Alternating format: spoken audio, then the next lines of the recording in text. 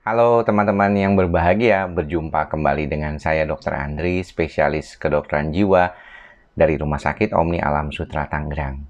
Di kesempatan kali ini saya mau menjelaskan kembali kepada teman-teman yang mungkin masih bingung berkaitan dengan gejala psikosomatik. Terutama gejala-gejala yang aneh nih, gejala-gejala yang aneh yang mungkin banyak dialami oleh teman-teman juga. Dan mereka kebanyakan pasien itu sering kali bingung nih sebenarnya problem ini tuh awalnya tuh dari mana. Kayaknya dulu tuh tidak pernah mengalami hal seperti itu dan sekarang bisa tiba-tiba muncul gejalanya. Ini adalah salah satu masalah yang memang membuat banyak pasien akhirnya melakukan pemeriksaan ke berbagai macam dokter. Nah, sayangnya ada beberapa teman sejawat atau dokter yang mungkin tidak terlalu memahami tentang konsep psikosomatik medis dan akhirnya memberikan kepada pasien istilahnya tuh kalau bilang nasihat ataupun kondisi yang mungkin membuat pasien tuh tidak terlalu akhirnya paham gitu ya. Misalnya karena pemeriksaannya nggak ada yang masalah, normal semua, dokternya cuma bilang, ya udah Pak, nggak usah dipikirin, tenang aja, relax, banyak jalan-jalan, rekreasi. Seolah-olah memang kelihatannya mudah, tetapi pada keadaan seperti ini, ternyata pasien sendiri membutuhkan pengobatan dulu. Kalau saya berhadapan dengan pasien-pasien di dalam praktek saya selama 13 tahun ini di klinik psikosomatik Rumah Sakit Omni, kebanyakan pasien yang datang memang sudah dalam kondisi yang cukup berat. Artinya, secara umum mereka sudah melakukan berbagai macam pemeriksaan, bahkan sampai pemeriksaan autoimun yang belakangan agak marak nih. Anggapannya itu bahwa kondisi gangguan medis ini selalu harus ada sumbernya. Maka autoimun seringkali jadi problem yang sering disalahkan. Padahal sebenarnya kalau kita berbicara tentang konsep psikosomatik yang lebih luas lagi, maka sebenarnya kondisi psikosomatik itu bukan hanya selalu yang tidak ada dasarnya. Artinya, pertama nih, kemarin sudah saya bahas, kalau orang mengalami psikosomatik itu, pemeriksaannya selalu harus normal ya dok ya? Belum tentu juga. Kadang-kadang ada beberapa kondisi psikosomatik yang berkaitan dengan penyakit medis lain. Misalnya, orang itu punya diabetes, orang itu memang punya masalah kencing manis ya, atau masalah ginjal, atau masalah hati, liver, atau masalah jantung, atau memang punya masalah dengan tulang belakang, HNP, atau punya masalah dengan autoimun sendiri, ada lupus, ada Sjögren syndrome, ya, ada artritis rheumatoid, ya, ada multiple sclerosis. Jadi penyakit gejala medisnya sendiri itu sebenarnya memang ada dan menjadi jauh lebih berat kondisinya, keadaannya itu karena faktor kecemasannya. Nah, itu juga sebenarnya sudah termasuk kondisi psikosomatik. Namun, memang biasanya yang datang ke dokter jiwa seperti saya adalah kebanyakan kondisi psikosomatik klasik. Apa itu? Yaitu ada gejala, tapi konteks di dalam kehidupannya semua itu normal-normal aja gitu ya. Dalam artian pemeriksaannya itu tadi normal. Nah, ini yang kadang-kadang membuat bingung. Nah, gejala-gejala aneh yang sering kali dialami oleh teman-teman ataupun pasien-pasien psikosomatik itu biasanya tadi, misalnya yang paling dominan tuh keliengan ya, kayak orang vertigo, diperiksa ke dokter THT, tidak ada masalah. Kemudian ada seperti rasa baal atau kesemutan atau semriwing dan berpindah. Kalau cuma satu tempat mungkin bisa karena faktor masalah tulang belakang. Tapi kalau misalnya dia itu berpindah-pindah gejalanya, kemungkinan itu adalah psikosomatik. Ya, karena pemeriksaan saraf, EMG semuanya normal. Atau kalaupun mau diperiksa EMG, biasanya hasilnya ada spasmofilia.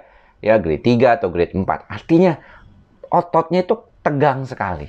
Ya, kita bisa lihat di situ. Kemudian ada juga keluhan seperti apa? Cekit-cekit di dada. Kalau di dada sebelah kanan yang cekit-cekit, nggak kepikiran. Di dada sebelah kiri cekit-cekit, ketakutan. Karena kepikirannya adalah masalah jantung. Jadi ini juga seringkali dialami. Ya, cekit-cekit. Kalau orang sakit jantung itu kan biasanya nggak cekit-cekit. Dia nggak cetit-cetit, tapi langsung beng gitu ya. Dan seringkali memang pada faktor yang paling kita sering ngobrolin di sini adalah yaitu dengan gangguan masalah lambung. Ini yang paling dominan juga terjadi. Namun, kalau kita melihat gejala-gejala hipersensitivitas saraf ini sebenarnya bisa dijelaskan ya dalam konteks psikosomatik medis atau kedokteran psikosomatik. Ya, saya sendiri sudah hampir lebih dari 13 tahun menangani kasus-kasus seperti ini. Dari 2010 saya mulai belajar ya, sebelumnya hanya membuka praktek klinik biasa, artinya semua pasien jiwa semua saya tangani, tetapi mulai 2010 kemudian sampai kemarinnya saya banyak lebih mengalami kasus-kasus pasien-pasien cemas psikosomatik yang dominan gejalanya. Makin kemari makin banyak kasus-kasusnya dan spesifik yang datang ke klinik kami di Rumah Sakit Omni Alam Sutra, di mana kasus-kasus ini sebenarnya merupakan kasus yang sudah lama ya. Saya sudah melihat berbagai macam pasien ini sebenarnya mereka sudah banyak mengalaminya itu sudah lama. Namun belakangan sejak pandemi ini juga menjadi lebih dominan lagi.